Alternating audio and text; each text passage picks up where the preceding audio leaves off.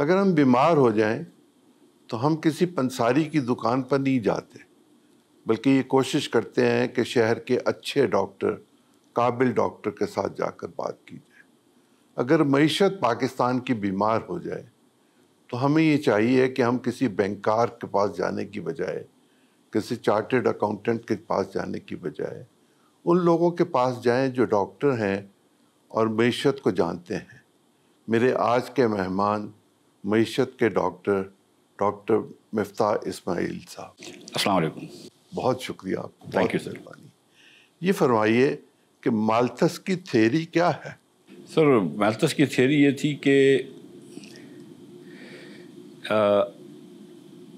جس تناسب سے آبادی بڑھ رہی ہے، شاید اس تناسب سے اگر اناج نہ بڑھ سکے تو آپ کے پاس لوگ زیادہ ہو جائیں گے، اناج کم رہے گا اور یہاں پہ بھوک اور افلاس پھیل جائے گا، جس کو اب نئے انوائرمنٹلسٹ اس طرح کہتے ہیں کہ ایک فائنائٹ پلانٹ ہے، ایک محدود پلانٹ ہے، سیارہ ہے یا دنیا ایک محدود ہے، اس میں محدود وسائل ہیں اور اس کے اندر آپ لامحدود ترقی نہیں کر سکتے، لامحدود معاشی ترقی نہیں کر سکتے، کیونکہ کبھی نہ کبھی وسائل کی باؤنڈریز آ جاتی ہیں کہ وسائل آپ کے پاس نہیں ہوتے جس سے آپ آگے بڑھ سکیں۔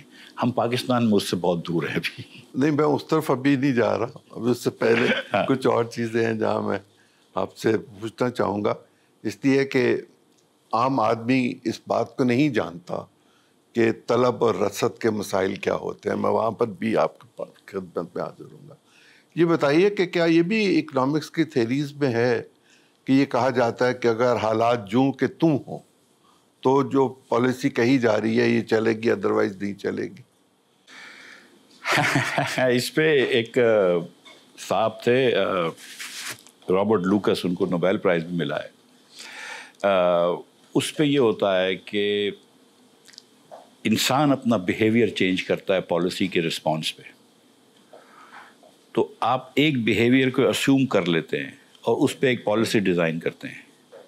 مثال کے طور پر آپ کوئی اسیوم کر لیں کہ لوگ جو ہے وہ اس طرح پیسے بچا رہے ہیں تو ہم اگر انٹرسٹ ریٹ بڑھا دیں گے تو زیادہ پیسے بچانا شروع کر دیں گے، یا ہم ٹیکس بڑھا دیں گے تو زیادہ ہم کو پیسے آ جائیں گے۔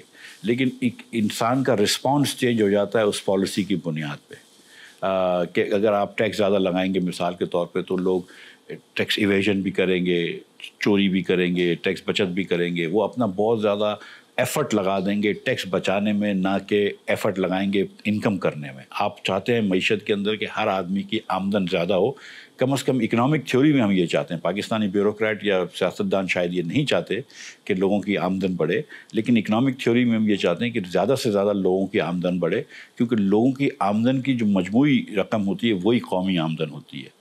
تو لیکن اگر آپ زیادہ ٹیکس لگائیں گے تو آمدن چینج ہو جائے گی۔ تو پالیسیز کے اوپر، پالیسیز کی وجہ سے اس رسپانس میں لوگوں کا بیہیویئر چینج ہوتا ہے۔ کسی بھی ملک کے لیے قرض لینا کیا ضروری ہوتا ہے؟ نہیں، ضروری تو نہیں ہوتا، لیکن قرض لینے میں کوئی مذائقہ نہیں ہے اگر اس قرض سے آپ کو جو فائدہ ہو رہا ہے وہ اس کے سود سے زیادہ ہے۔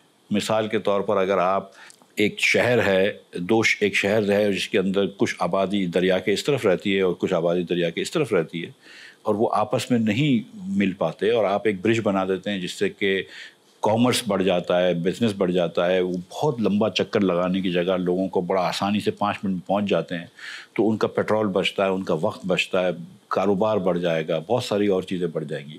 اور وہ برج کے اندر جو بھی آپ قرض لے کر برج بنائیں گے اور اس کا سود ہوگا، اس سے بہت زیادہ فائدہ معیشت کو ہو جاتا ہے، تو وہ ضرور کرنا چاہیے۔ لیکن جب آپ وہ سود لے کر یہاں پہ ایسے PHDP کے پروجیکٹس کرتے ہیں کہ دریا کے اس طرف تو آبادی ہے، دریا کے اس طرف کچھ بھی نہیں ہے، یا آپ نے 4 لائن کے یا 3 لائن کے ایسے ہائی وے بنا دیے کہ جس کا کوئی مقصد نہیں ہے، یا اس طرف ہائی وے 2 لائن کا ہو، اس طرف ہائی وے 2 لائن کا اور بیچ میں 3 لائن کا ہائی وے ہو، تو اس کا کوئی مقصد نہیں ہے، کیونکہ یہاں پہ بھی ٹریفک جام ہوگی، وہاں پہ بھی ٹریفک جام ہوگی۔ تو ان چیزوں کا، وہ تو پیسے کا ضیاع ہے، تو پھر وہ سود لے کے پیسے کا ضیاع کر رہے ہیں، وہ اور بھی مجرمانہ بات ہے۔ اگر بغیر سود کے پیسے کا ضیاع کریں تو چلو اپنے پیسے آپ نے ضائع کر دیے۔ کیا ہم ایک زرعی ملک ہیں؟ سر، یہ سوال کا جواب اب مجھے نہیں پتا، میں آپ کو سچ بتاؤں، آپ حکومت کا حصہ رہے، میں حکومت کا حصہ رہا ہوں، میں آپ ماہر معاشیات ہیں اور ڈاکٹر ہیں، اور علاج بھی آپ ہی نے کرنا ہے، مستقبل میں بھی آپ اس طرف دیکھ رہے ہیں کہ میں علاج کرنے جاؤں گا. کیا ہم زرعی ملک اس وقت پاکستان کو کہنا مناسب نہیں ہے. کیا ہم زرعی ملک تھے؟ جی. کیا ہمیں زرعی ملک ہونا چاہیے؟ جی ہاں. کیا ہم کو زراعت کو فروغ دینا چاہیے؟ جی ہاں.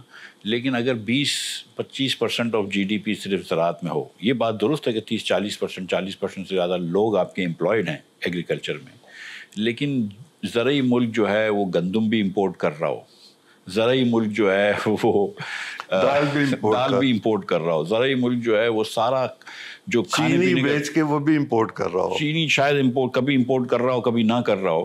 زرعی ملک جو ہے وہ یہ پام آئل، کنولا، یہ سب امپورٹ کر رہا ہو تاکہ ہم تیل بنا سکیں. پورا پاکستان مثال کے طور پہ سرسوں کا ساگ اور مکئی کی روٹی کھاتا ہے. سرسوں کا ایک بیج ہوتا ہے، ہائیبرڈ بیج ہوتا ہے جس کو کنولا بولتے ہیں. پوری آدھی دنیا میں اس سے کنولا سے تیل بنتا ہے. ہم کنولا بھی نہیں پیدا کر سکتے، سرسوں بھی اتنا پیدا نہیں کر سکتے. آپ سوچیں اتنا کہ جس سے ہم تیل بنا سکیں. ہم سن فلاور پیدا نہیں کر سکتے. کوئی ملک پام آئل پیدا کرتے ہیں. ہم 4 سے 6 بلین ڈالرز کا تیل خریدتے ہیں باہر سے، کھانے پینے کا تیل. وہ اس کی بات نہیں کر رہا ہوں میں، پیٹرولیم تیل. تو جب آپ یہ سب چیزیں امپورٹ کر رہے ہیں اور پھر اپنے آپ کو زرعی ملک بھی کہتے ہیں تو کہیں نہ کہیں شرمندہ تو ہونا چاہیے. کیا وجہ ہے کہ ہم امپورٹ کرنے پہ مجبور ہو گئے اور زراعت پہ پیچھے چلے گئے؟ یہ یقیناً اقتصادی جائزوں میں آپ کے سامنے یہ چیز آئی رہی ہوگی. اس میں سر دو تین سکوں میں. ایک تو یہ کہ پالیسی کی شارٹ سائٹڈنس ہے. ہماری پالیسی یہاں پہ چلتی ہے کچھ عرصے کے کچھ مقاصد کے لیے. کوئی لانگ ٹرم کوئی پالیسی نہیں ہوتی ہے ایگریکلچر میں، خاص طور پہ. انڈسٹری میں پھر بھی میں آپ کو بتاؤں کہ پھر بھی لانگ ٹرم پالیسی ہوتی ہے، کیونکہ انڈسٹریلسٹ تھوڑے سے زیادہ پاورفل ہوتے ہیں.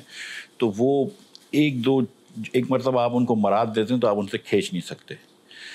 یہ نہیں کہہ رہا ہوں کہ ایگریکلچرسٹ بڑے لینڈ لارڈس پاورفل نہیں ہوتے، وہ ہوتے ہیں، لیکن جو عام زرعی انڈسٹری اس کی پالیسیز چینج ہو جاتی ہیں. مثال کے طور پہ کبھی پرائس دیتے ہیں کبھی نہیں دیتے. آپ نے پچھلے سال دیکھا کہ حکومت نے 4,000 روپے گندم کی پرائس دے دی. اس سے پہلے پرائس 2,200 روپے تھی، یعنی کہ 2,200 روپے من گندم آپ خرید رہے ہیں. جمپ دی. ہاں، 55 روپے گندم پر فی کلو گندم خرید رہے ہیں. اور اب آپ نے کہا کہ ہم 55 روپے نہیں خریدیں گے، 100 روپے کلو گندم خریدیں گے. اب 55 سے 100 کر دیا آپ نے. تو فارمرز نے کیا کیا کہ گندم میں زیادہ اچھی کھاد بھی ڈال دی، ڈی اے پی ڈال دیا، یوریا ڈال دیا. اس نے زیادہ اراضی بھی اس پہ ڈال دی کھاد پہ، اور اس نے بہت گندم کا بمپر کراپ کر دیا. اچھا، جب آپ نے 4,000 روپے گندم کیا تھا تو ہمارے سیاستدان اتنے شارٹ سائٹڈ تھے